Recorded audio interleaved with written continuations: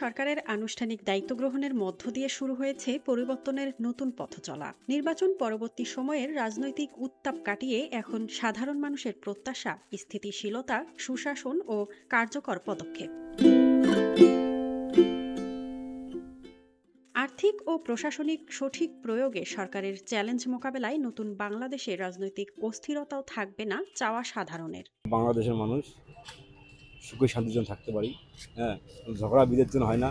হ্যাঁ, কারো জন্য মারামারি, দাঙ্গাবাড়ি, হ্যাঁ, খুন খারাপি এদের জন্য হয় না। আমরা এটা চাই শান্তভাবে থাকতে।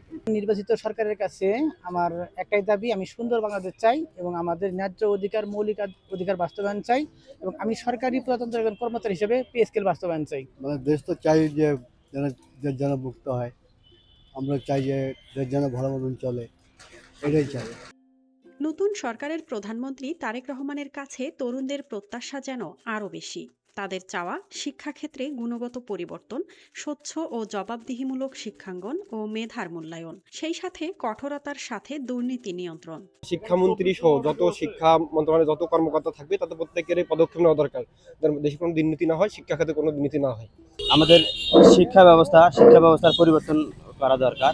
সেই সাথে আমাদের যে সংস্কার আছে, দেশের সংস্কারগুলো করা দরকার এবং সবাই মিলে একত্র হয়ে দেশটাকে সুন্দরভাবে গোছালো একটা উন্নত মানের দেশে বা ইউরোপের কান্ট্রিতে পরিণত করা দরকার।